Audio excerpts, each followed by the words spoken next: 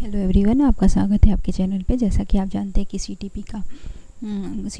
CTP का जो question था प्रीवियस ईयर, मैं उसको कवर करवा रही हूँ। तो आइए आप हमारे साथ बने रहिए। जितना भी सीटीपी का क्वेश्चन था मैं टोटल करवाऊँगी। तो आपको भी धीरे धीरे सीटीपी इजी लगने लगेगा। इजी है ही, बस समझने का देर रहता है, उसके बाद टोटल इजी हो जाता है। तो आइए इस क्वेश्चन के द्वारा, ये जो 7/1/2022 को पूछा गया था, आज मैं उसका पेपर डिस्कस करूंगी। टोटल 30 क्वेश्चन जो सीटीपी का था। तो आइए हम स्टार्ट करते हैं। पहला क्वेश्चन है हमारा स्टेटमेंट अभिकथन। एक बच्चा 11 महीने में चलना सीखा जबकि दूसरा 15 महीने में चलना सीखता है। कारण व्यक्ति में विकास भिन्न भिन्न दर पर होता है। सही विकल्प चुने। तो इसमें कह रहा है कि एक बच्चा 11 महीने में चलना सीखता है और दूसरा 15 महीने में चलना सीखता है। जी हाँ, ऐसा हो सकता है क्योंकि हम चलना सीखता है क्योंकि, और दूसरा 15 मंथ में चलना सीखता है क्योंकि व्यक्ति में विकास का जो दर होता है वो अलग अलग होता है और आनुवांशिकता जो होता है वो अलग अलग होता है। इस कारण से प्रत्येक व्यक्ति के विकास में व्यक्तिगत विभिन्नता पाई जाती है।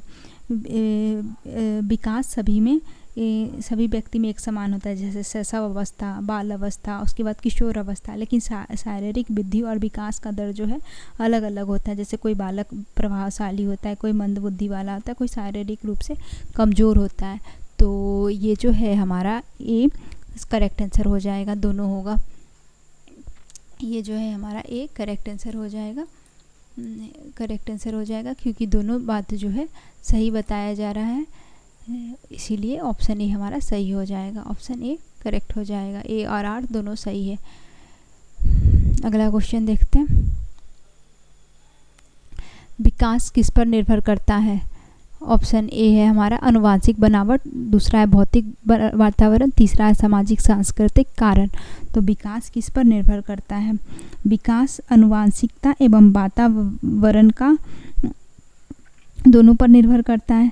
तो आनुवांशिकता, वातावरण और सांस्कृतिक कारण पर निर्भर करता है। आनुवांशिकता दो बात पर निर्भर करता है, एक भौतिक वातावरण और एक सामाजिक वातावरण।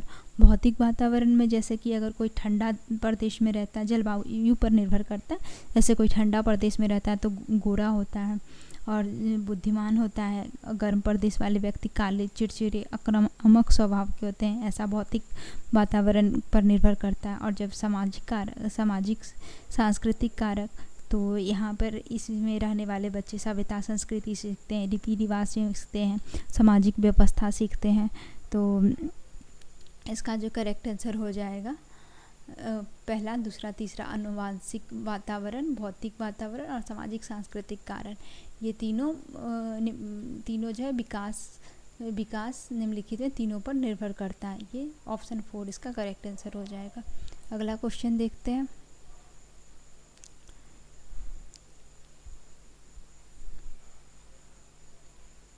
अगला क्वेश्चन, किस अवस्था में प्रतीकात्मक खेल बढ़ता है तथा संज्ञानात्मक विकास को समर्थन देता है? तो प्रतीकात्मक खेल क्या है? जैसे कि बच्चा आर्टिफिशियल चीज़ को ओरिजिनल चीज़ मानकर उसका उपयोग करने लगता है। जैसे कि आप माचिस का बॉक्स देखे होंगे, माचिस का डब्बा, बच्चा उसको फ़ोन की तरह यूज करने लगता है। तो ये जो है उसका इसका प्रारंभिक बाल अवस्था होता है। जो 2 से 6 वर्ष का आयु होता है वो प्रारंभिक बाल अवस्था होता है। इस स्टेज में बच्चा प्रतीकात्मक खेल बढ़ता है। ये प्रतीकात्मक खेल खेलना शुरू कर देता है। और जैसे कि वो देखते होंगे सुपर हीरो, ये सब बन के खेलते रहता है। स्पाइडरमैन, शक्तिमान, ये सब वो उसका प्रतीकात्मक खेल है। निम्नलिखित में से बच्चे के प्राथमिक समाजीकरण की संस्था कौन सी है? परिवार, किताब और पत्रिका, मीडिया, धार्मिक संस्था, परिवार। तो प्राथमिक संस्था क्या होता है? बच्चा जब जन्म लेता है तो आँख खोलता है तो उसके सामने कौन होता है? उसके सामने उसका परिवार होता है। तो बच्चे का जो वहाँ से वो अपना भाषा सीखता है, घर परिवार का जो सभ्यता संस्कृति रहता है वो सीखता है। उसके घर वाले जैसे बात करते हैं वही भाषा वो सीखता है, वैसे ही बोलता है। तो वो ये जो है प्राथमिक समाजीकरण की संस्था कौन सा है? परिवार है उसका। ऑप्शन 4 करेक्ट आंसर हो जाएगा। नेक्स्ट देखते हैं। एक बच्चा एक 5 वर्ष की बच्ची यह तर्क करने में विफल रहती है कि जब पेड़ को एक लंबे और संकीर्ण गिलास से एक चौड़े बर्तन में स्थानांतरित किया जाता है तो पानी की मात्रा रहती है। पियाजे के अनुसार इसका क्या कारण है? तो एक जो बच्चा है 5 साल का है, अभी वो तर्क नहीं कर सकता है, उसका अभी उसको आयतन, आकार, माप तौल की जानकारी नहीं है उसको, कि आयतन क्या होता है, भार कितना होता है, माप तौल, ये सब उसको, वो अभी उसके माइंड में नहीं है। तो वो सोचता है कि जो लंबा ग्लास है उसमें ज़्यादा आ जाएगा, जो चौड़ा है ये यानी छोटा इसमें नहीं आएगा। वो उसको अभी मापन का, मेजरमेंट का नॉलेज नहीं है। तो इसका करेक्ट आंसर क्या होना चाहिए? इसका वह प्रतिवर्ती सोच नहीं रखती है। इसका करेक्ट आंसर ए हो जाएगा, वो प्रतिवर्ती सोच जो है वो नहीं रखती है। ऑप्शन ए इसका करेक्ट आंसर है। ओके, आइए अब हम नेक्स्ट देखते हैं। लेब वाइगोत्स्की सिद्धांत के अनुसार हमारी संज्ञानात्मक संरचना की बनावट एवं हमारी संज्ञानात्मक प्रतिक्रिया में बदलाव किसके कारण होता है? ईमान, सांस्कृतिक उपकरण, स्कीमा, संज्ञानात्मक द्वंद्व। तो वाइगोत्स्की के अनुसार संज्ञानात्मक विकास पर सामाजिक कारण एवं भाषा का प्रभाव पड़ता है, इसलिए इस सिद्धांत को सामाजिक सांस्कृतिक सिद्धांत कहते हैं। तो ये जो है हमारा ये जो है वाइगोत्स्की के अनुसार संज्ञानात्मक विकास पर सामाजिक कारक, परिवार, समाज, विद्यालय, मित्र मंडली तथा भाषा का प्रभाव पड़ता है। इन सब का प्रभाव पड़ता है। संस्कृति और भाषा विकास में महत्वपूर्ण भूमिका निभाते हैं। तो लेब वाइगोत्स्की के समाजीकरण सांस्कृतिक सिद्धांत के अनुसार हमारी संज्ञानात्मक संरचना की बनावट एवं हमारी संज्ञानात्मक प्रतिक्रिया में बदलाव सांस्कृतिक उपकरणों के द्वारा होती है। तो समाज में जो कस्टम चलते आया है उसके द्वारा हमारे संज्ञानात्मक प्रक्रिया में बदलाव होता है। हम जैसा रूल देखते हैं वैसा ही करते हैं। जो देखते हैं कि वो न्यू वाला ड्रेस ली है, वो अलग तरह का हेयर स्टाइल की है, तो हम भी वैसा कर लेते हैं। तो वो क्या हो जाता है, हमारा संज्ञानात्मक प्रतिक्रिया हो जाता है, सांस्कृतिक उपकरण हो जाता है। जैसे कि अगर बगल वाला आपके पास 4 व्हीलर लिया तो आप भी जाके ले लेंगे, तो क्या होता है, एक तरह से वो सांस्कृतिक उपकरण है। आप सोसाइटी को देखकर खुद को चेंज करते हैं, आपको जो अच्छा लगता है अपने अकॉर्डिंग। अब देखिए वाइगोत्स्की के अनुसार में कौन सा कारक संज्ञानात्मक विकास में महत्वपूर्ण भूमिका निभाता है? भाषा, परिपक्वता, संगठन, संतुलन। तो संज्ञानात्मक विकास पर सामाजिक कारण एवं भाषा का प्रभाव रहता है। तो ये जो है भाषा का प्रभाव रहता है। ये भाषा के द्वारा ही, भाषा जो है एक महत्वपूर्ण भूमिका निभाता है संज्ञानात्मक विकास में। भाषा के द्वारा ही हम अपनी बात को दूसरे तक पहुंचाते हैं तथा अपनी बात दूसरे तक रख पाते हैं। ऑप्शन 1 इसका करेक्ट हो जाएगा। आगे देखते हैं क्या पूछ रहा है। समूह चर्चा करना और सकारात्मक शिक्षक साथ छात्र संबंध किस कक्षा की विशेषता है? बोला है कि समूह चर्चा करना और शिक्षक और छात्र का संबंध किस क्लास की विशेषता है? तो समूह चर्चा करना, ग्रुप डिस्कशन करिएगा तो आपका जो माइंड है और ज़्यादा डेवलप होगा और आप क्रिटिकल थिंकिंग कर पाओगे। तो और जब टीचर और छात्र मिलकर किसी प्रॉब्लम को सॉल्व करते हैं तो वो अच्छे से समझ पाता है बच्चे को कहाँ पर दिक्कत हो रहा है। टीचर ज़्यादा करीब से उसको समझ पाता है। तो इसका जो करेक्ट आंसर हो जाएगा, किस प्रकार का कक्षा की विशेषता है, किस प्रकार के क्लासरूम की विशेषता है? तो पाठ्य पुस्तक केंद्रित कक्षा नहीं, बिल्कुल नहीं। बुक सेंटर्ड नहीं है। व्यवहारवादी कक्षा बिल्कुल नहीं है। और ये शिक्षा केंद्रित कक्षा का जी नहीं, शिक्षक केंद्रित नहीं है जिसमें बालक डिस्कशन कर रहा है और दोनों मिलकर कार्य कर रहे हैं। तो ये प्रगतिशील कक्षा की विशेषता है। ऑप्शन 1 इसका करेक्ट आंसर हो जाएगा। आइए अगला देखते हैं। बाल केंद्रित कक्षा में विद्यार्थी। बाल केंद्रित कौन होता है? जिसमें बच्चे की आवश्यकता के अनुसार क्लास को चलाया जाता है कि बच्चे कैसे ज़्यादा से ज़्यादा सीखेंगे, उनका ऑल डेवलपमेंट पे पूरा ध्यान दिया जाता है। तो वो बाल केंद्रित कक्षा कहलाता है। तो आइए पहला देखते हैं। अपने स्वयं के सीखने में ज़्यादा भूमिका नहीं रखते हैं। दूसरा है ज्ञान के सक्रिय निर्माता हैं।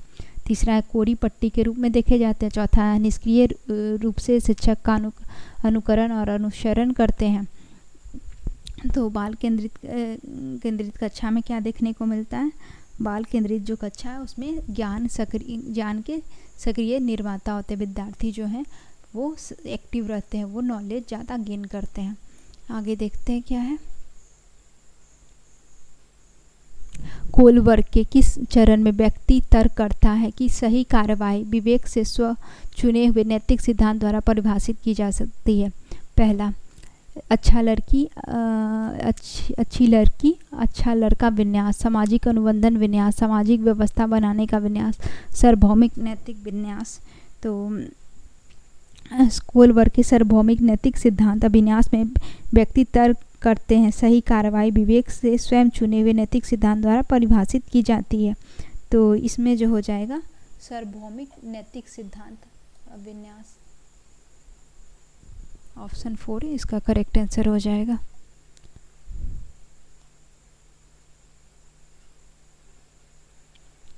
अगला क्वेश्चन देखते हैं। हार्वर्ड गार्डनर के अनुसार वह व्यक्ति जिसमें दूसरे की मंशा, भावना और व्यवहार को समझने एवं उसके साथ संबंध बनाने की क्षमता है, कौन सी बुद्धि होती है? प्रकृतिवाद, अंतर्वैयक्तिक, अंतःव्यक्तित्व, स्थानिक। तो इसका आंसर हो जाएगा ऑप्शन।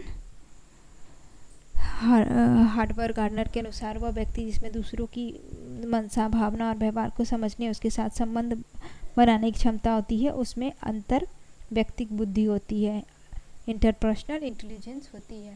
तो ये है ऑप्शन 3 इसका करेक्ट आंसर। आगे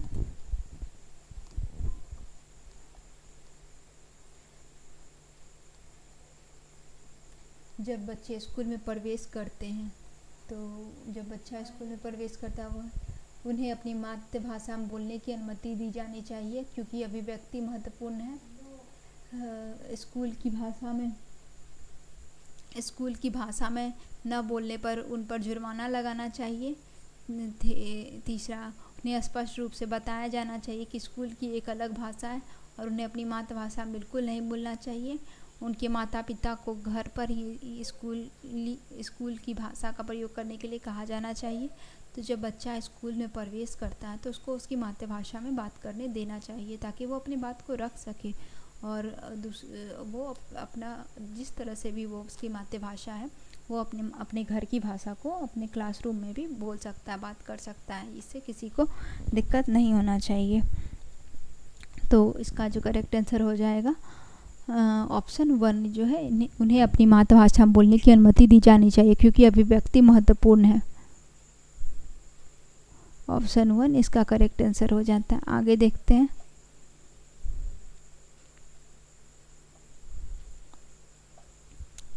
लड़की को उपहार में खेलने के लिए अक्सर कार और यांत्रिक ब्लॉक लड़कियों को गुड़िया एवं चित्रकारी के संसाधन दिए जाता है। यह अनुपयुक्त प्रथा क्या दर्शाती है? तो खेल में लड़की को गुड़िया दिया जाता है और लड़के को कार। तो ये जेंडर बायस दिखाया जाता है, जिसमें सोसाइटी हमारा रूल बना देती है कि ये काम लड़का का है, ये काम लड़की का है। एक तरह से उसे बांट दिया जाता है। तो ये जो है हमारा जनरल पक्षपात का ये उदाहरण आ जाता है। जनरल पक्षपात ये सोसाइटी निर्धारित कर देती है, जैसे कि लड़का को कोई प्रॉब्लम हो तो वो रो नहीं सकता है, वो ये जो है हमारी सोसाइटी निर्धारित की है। ऐसा नहीं है, ऐसा नहीं होना चाहिए। लड़की भी कार चला सकती है, वो भी मैथ के प्रॉब्लम को सॉल्व कर सकती है। अगला क्वेश्चन देखते हैं। एक शिक्षिका को बच्चे के अपने आप से बात करने को क्या प्रतिक्रिया देनी चाहिए? उसे हतोत्साहित करना चाहिए, क्योंकि वह आत्मकेंद्रित को बढ़ावा देती है। बिल्कुल नहीं, वो खुद से बात कर रहे हैं तो वो उसका प्राइवेट स्पीच है, उसको हतोत्साहित नहीं करना चाहिए, ये गलत बात है। उसे हतोत्साहित करना चाहिए, क्योंकि इसके द्वारा बच्चे अपना खुद का ध्यान भंग करते, बिल्कुल गलत बात है, ऐसा बिल्कुल नहीं करना चाहिए। उसे प्रोत्साहित करना चाहिए, क्योंकि वह स्वनियमित सुसाधित होता है, बिल्कुल सही बात है, ऐसा ही करना चाहिए। उसे प्रोत्साहित करना चाहिए, क्योंकि इससे शिक्षक की जिम्मेदारी खत्म होती है। नहीं, वो अपने आप को एक डायरेक्शन दे रही है खुद से बात करके, तो उसको रोकना नहीं चाहिए। ऑप्शन 3 इसका करेक्ट आंसर हो जाएगा। ऑप्शन 3 करेक्ट आंसर है। आगे देखते हैं। निम्नलिखित में कौन सा कथन कक्षा में सवाल पूछने के संदर्भ में सही नहीं है? तो विद्यार्थियों से प्रश्न के उत्तर पूछने का मुख्य उद्देश्य उसका परीक्षण करना है। विश्लेषण प्रश्न पूछने से विद्यार्थियों को समालोचन चिंतन में मदद मिलती है। विद्यार्थी को कक्षा में प्रश्न पूछने के लिए वो प्रोत्साहित करना चाहिए। वह प्रश्न जो विवेचना और अनुप्रयोग पर आधारित होता है उच्च श्रेणी के चिंतन कौशल को बढ़ावा देता है। तो ये जो है इसमें है विद्यार्थियों से प्रश्न के उत्तर पूछने का मुख्य उद्देश्य उसका परीक्षण करना है। यह कथन कक्षा में सवाल पूछने के संदर्भ में सही नहीं है, जबकि विश्लेषणात्मक प्रश्न पूछने से विद्यार्थी को समालोचनात्मक चिंतन में मदद मिलती है। विद्यार्थी को क्लास में प्रश्न पूछने के लिए प्रोत्साहित करना चाहिए ताकि वो उसका डेवलपमेंट हो सके। तो विद्यार्थी को प्रश्न, ये ऑप्शन 1 इसका करेक्ट आंसर हो जाएगा। विद्यार्थियों से प्रश्न के उत्तर पूछने का मुख्य उद्देश्य उसका परीक्षण करना है, ये सही नहीं है। इसका करेक्ट आंसर क्या हो जाएगा? ये जो है निम्नलिखित में कौन सा कथन कक्षा में सवाल पूछने के संदर्भ में सही नहीं है? उसका मुख्य उद्देश्य उसका परीक्षण करना बिल्कुल नहीं है।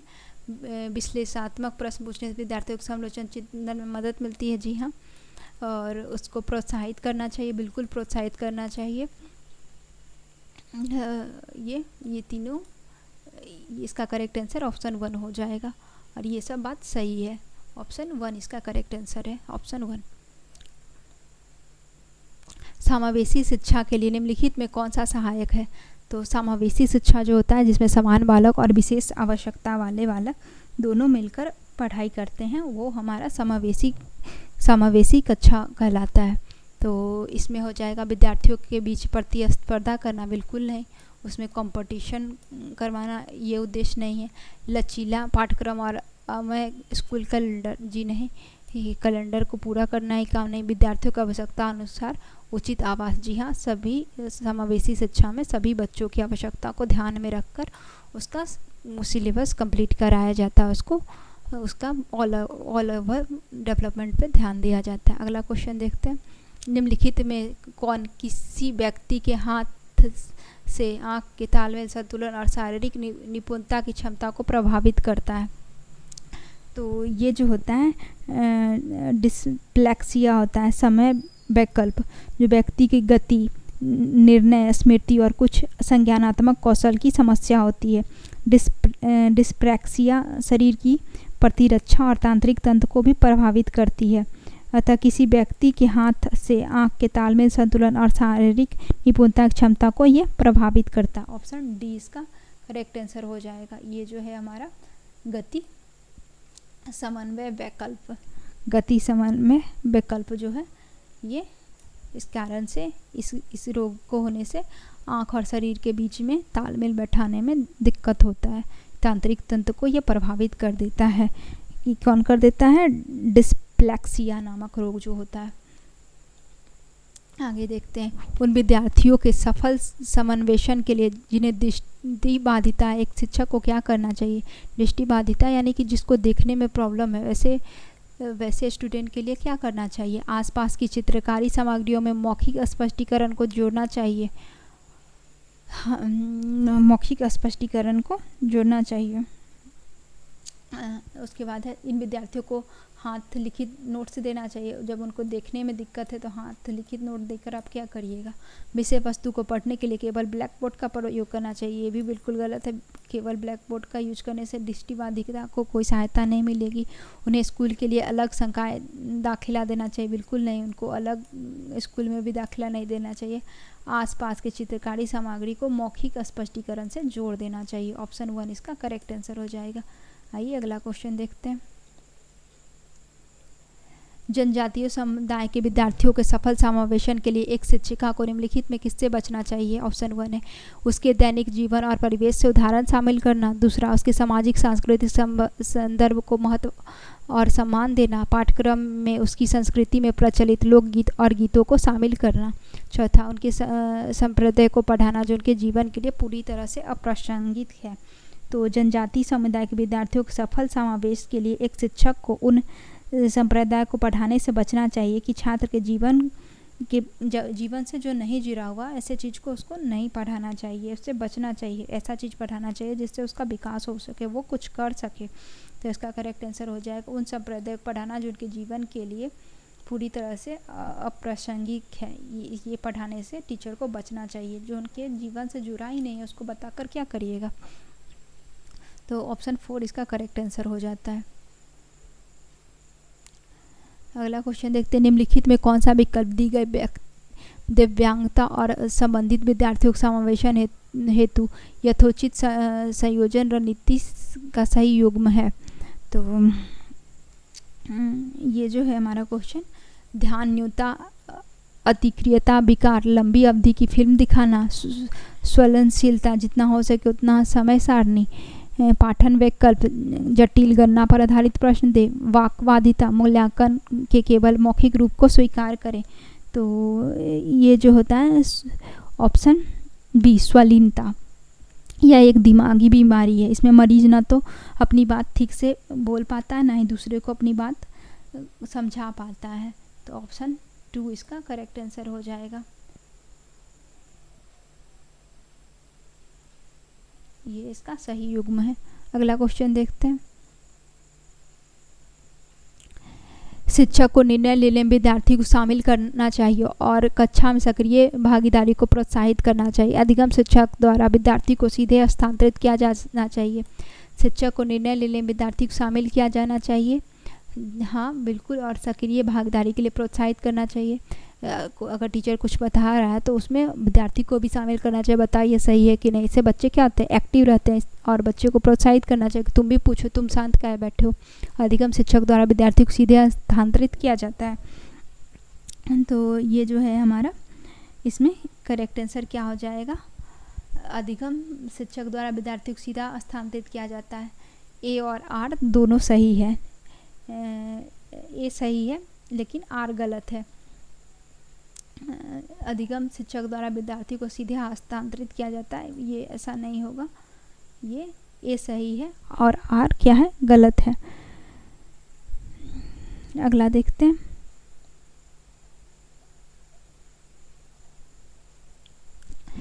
विद्यार्थी निम्न में किसे नए ज्ञान के निर्माण का आधार बताते हैं जो उनके द्वारा पहले से समझा और माना जाता है, जो उनके लिए स्पष्ट और अप्रासंगिक है, जो उनके लिए पूरी तरह से अपरिचित और अज्ञात है, जो उनके वर्तमान संज्ञानात्मक स्तर से बहुत परे है। तो विद्यार्थी नए ज्ञान के निर्माण का आधार उन्हें बताते हैं जो उनके द्वारा पहले से ही समझा और माना जाता है, क्योंकि ज्ञान का निर्माण एक प्रक्रिया है जिसमें व्यक्ति समाज के साथ अंतर क्रिया करके अपने अनुभव प्राप्त करता है। तो इसका करेक्ट आंसर क्या है, जो उनके द्वारा पहले से समझा और माना जाता है। विद्यार्थी जो पहले से जानते हैं उसी के बेस पे ना आप उसको आगे नॉलेज देंगे। जैसे कि एक बच्चा बिल्ली के बारे में जानता है और डॉगी को देखता है, तो उसके भी 4 पैर होते हैं, तो उसकी माँ बताती है कि देखो बेटा ये बिल्ली नहीं है, ये डॉगी है, इसकी एक पूँछ भी है। तो बच्चा समझ जाता है कि इसे ये कैट नहीं है, ये डॉग है।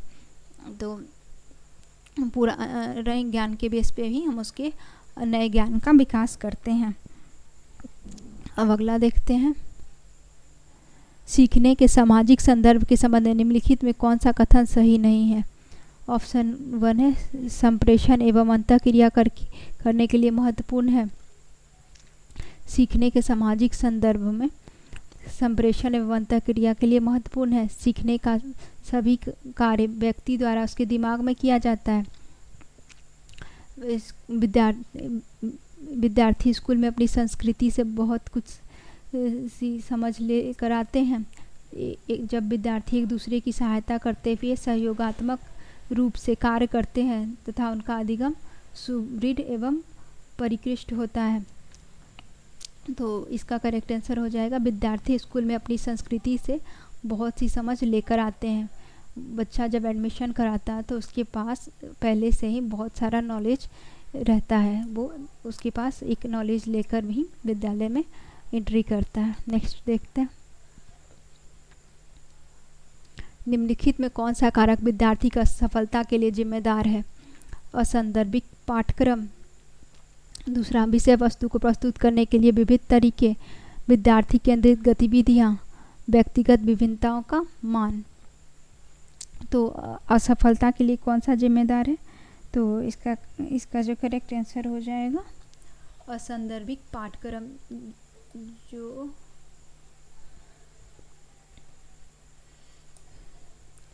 विषय वस्तु को प्रस्तुत करने के विविध तरीके, ये सही हो जाएगा।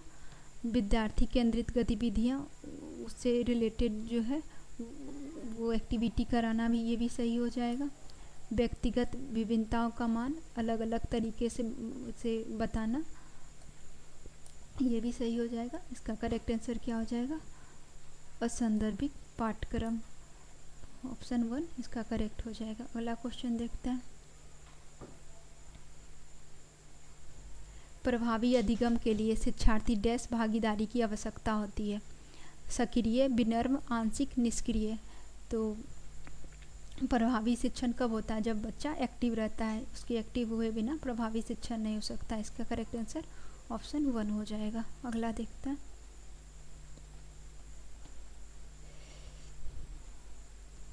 अधिसंज्ञानात्मक कौशल है, चिंतन और अधिगम को नियमित करता है। दूसरा, संज्ञान और समस्या समाधान को प्रभावित नहीं करता है, केवल विषय वस्तु को रटने पर निर्भर है। विद्यार्थी में संज्ञानात्मक विकास की देरी को दर्शाता है। तो इसका अधिसंज्ञानात्मक कौशल है, चिंतन और अधिगम को नियमित करता है। ऑप्शन 1 इसका करेक्ट हो जाएगा। अगला क्वेश्चन देखते हैं। त्रुटि के बारे में निम्नलिखित में कौन सा कथन सही है? अधिगम प्रक्रिया में त्रुटि की कोई भूमिका नहीं होती है। बिल्कुल गलत बात है। जब अधिगम करेगा तो उसमें त्रुटि होना ही है। एक शिक्षक को विद्यार्थी के त्रुटि करने के व्यवहार को ईमान और सजा देकर ख़त्म कर देना चाहिए। नहीं, बिल्कुल नहीं, बच्चे को कभी भी पनिशमेंट नहीं देना चाहिए, ये भी गलत हो जाएगा। त्रुटि पर चर्चा और विश्लेषण द्वारा उन्हें अर्थपूर्ण अधिगम में बदला जा सकता है। हाँ, जब वो कोई गलती किया तो उस पर चर्चा करके, एनालिसिस करके उसको अधिगम में बदला जा सकता है। ऑप्शन 3 इसका करेक्ट आंसर हो जाएगा। आगे देखते हैं।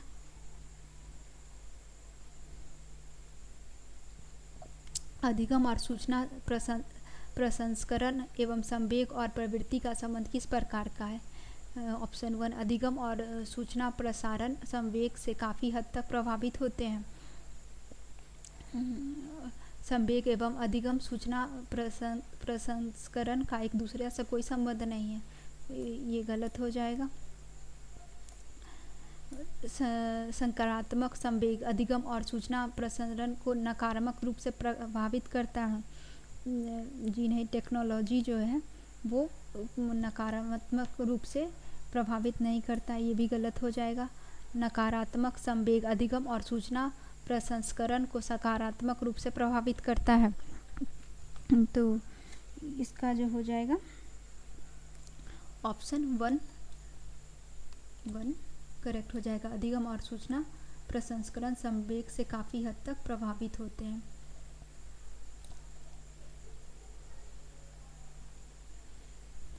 एक विद्यार्थी कुछ संप्रदाय के बारे में अपनी जिज्ञासा को संतुष्ट करने के लिए किताब पढ़ रही है, किस तरह का लक्ष्य का उदाहरण है?